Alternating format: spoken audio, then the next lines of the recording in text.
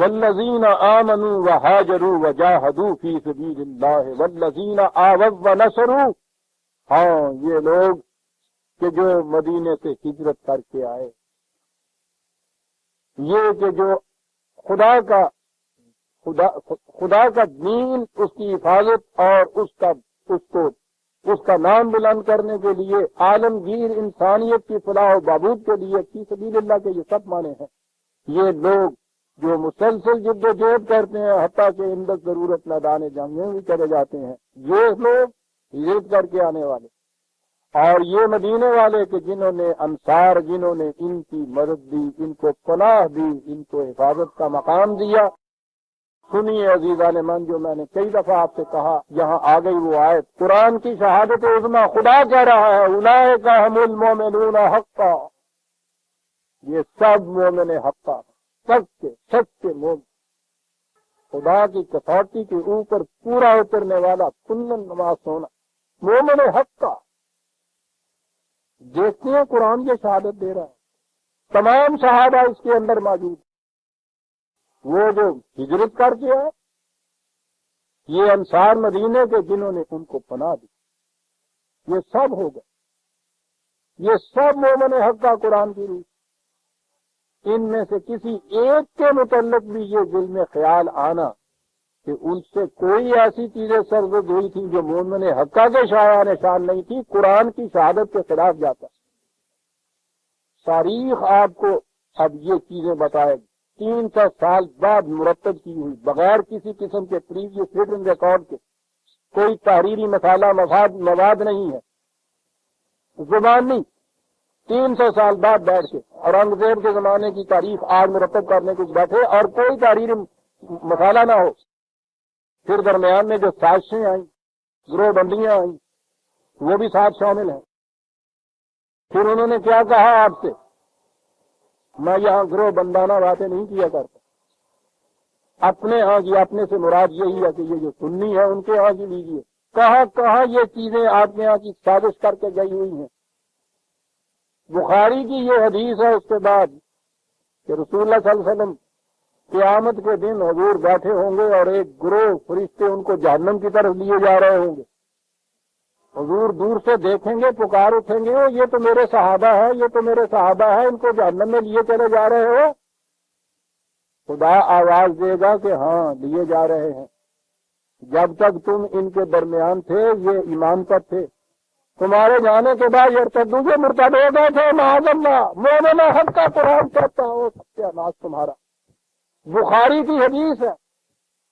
بخاری کی، اور اس کے متعلق مجموعہ بخاری کے متعلق ہم سے یہ کہا جا رہا ہے، یہ اہل حدیث کے جمعیت اہل حدیث کے صدر مولانا اسماعیل مرحوم گجرا والے رسالہ ان کا موجود ہے، جماعت اسلامی اور نظریہ حدیث، اور ان کی بھی ضرورت نہیں ہے، ان کا ایمان ہے۔ اس میں یہ لکھا ہوا ہے کہ مسلم اور بخاری کی کسی ایک حدیث کا انکار کرنے والا دائرہ اسلام سے خارج، یعنی اگر آپ نے اس حدیث کا انکار کر دیا، بخاری کی یہ چیز جو ہو گئی، آپ دائرہ اسلام سے خارج۔ اور رات مفتی صاحب فرما رہے تھے ٹی وی پر، مفتی محمود صاحب، اور رو رہے تھے، پیٹ رہے تھے کہ یہ جو نیا کانسٹیٹیوشن آ رہا ہے اس میں اسلامی قوانین آپ کہہ رہے ہیں، اسلام کی الرغم مخالفت اس میں کی گئی ہے۔ ہم نے کہا کہ صاحب کوئی مثال کہنے لگے، مثال یہ ہے کہ اس میں مسلمانوں کو مرتد ہونے سے بچانے کے لیے کوئی سزا نہیں تجویز کی گئی۔ مذہب تبدیل اگر کرتا ہے مسلمان، اسے مرتد کہتے ہیں، تو اس نے پوچھا وضاحت سے کہ جی وہ کیا سزا ہوگی؟ انہوں نے کہا قتل ہوگی، مرتد کی سزا قتل۔ بخاری شریف کی کسی ایک حدیث سے انکار، وہ دائرہ اسلام سے خارج تو مرتد تو ہو گیا، وہ مرتد کی سزا قتل۔ سوچ رہے ہیں اسلامی حکومت اگر ان کی یہ کام ہوئی تو رات یہ کہہ رہے تھے کہ یہ نہیں ہے، اس میں مرتد کے معنی یہی نہیں ہے کہ کوئی شخص اعلانیہ کہہ دے کہ صاحب میں اب مسلمان نہیں رہتا، میں مثلا عیسائی ہو گیا ہوں، نہ، انہوں نے جو معیار مقرر کیے ہوئے ہیں نا دائرہ اسلام میں رہنے کے اور دائرہ اسلام سے نکل جانے کے، تو جو دائرہ اسلام سے خارج ہوا اس میں کفر کا فتویٰ لگا دیتے ہیں نا، کفر کا فتویٰ لگا وہ مرتد ہوا، وہ چیختا رہا چلاتا رہا پیشاب قرآن اٹھاتا رہا کہ بابا میں مسلمان ہوں پوچھوں، اس نے کہا تھا کہ نہیں صاحب تم نے تو دیکھی نا وہ ایک کام کر دیا جو دائرہ اسلام سے تم خارج ہو گئے، کافر ہو گئے، مرتد ہو گئے، مرتد کی سزا قتل ہے۔ اور پھر یہ ہول سیل ریٹ پہ ہوگا ہونا جی، ایک ایک کو قتل کرنے کے لیے بھی تو وہ لائیں گے کہاں سے یہ تلوار اٹھانے والے، تو گڈنی پڑے گی کیا؟ مولانا مودودی صاحب ارشاد فرماتے ہیں مرتد کی سزا ان کا پیمفلیٹ ہے، اس کے آخری صفحہ 81 کے اوپر یہ لکھتے ہیں کہ پاکستان میں اسلامی حکومت قائم ہونے کے بعد ان کے موجودہ مسلمان باشندوں کو 1 سال کا نوٹس دیا جائے گا کہ بچوں کھا پی لو جو کوئی کھا پینا جو آ گئی ہے تھوڑے اسلام کی حکومت، 1 سال کے بعد پھر دیکھا جائے گا جو لوگ پھر اس اسلام کے اوپر قائم نہیں رہیں گے، کہنے لگے ہے تو بات بڑی دل کے ظلم سے کہی جاتی لیکن کرنی پڑتی ہے شریعت حقہ کے لیے، ان سب کو قتل کر دیا جائے گا۔ چل بھائی ٹھوک دے پا، میں نے کہا ٹوک اڑاؤ، بات ہنسنے کی نہیں۔ رات انہوں نے یہ کہا کہ یہاں ہم اسلامی قوانین رائج کرا کے رہیں، اور اس میں مثال دی پہلی یہ اس میں مرتد کی سزا قتل رکھی جائے گی، سمجھ لیا آپ؟ اور مرتد وہی نہیں کہ جو کہے کہ میں مسلمان نہیں رہتا، میں مثلا عیسائی ہو جاتا ہوں، نہ، بخاری شریف کی ایک حدیث کا انکار کرنے والا بھی مرتد، سمجھ لیا نا آپ نے؟ یہ حدیث جو میں نے عربی عرض کی ہے بخاری شریف کی حدیث، آپ سوچئے کہاں کھڑے ہوئے،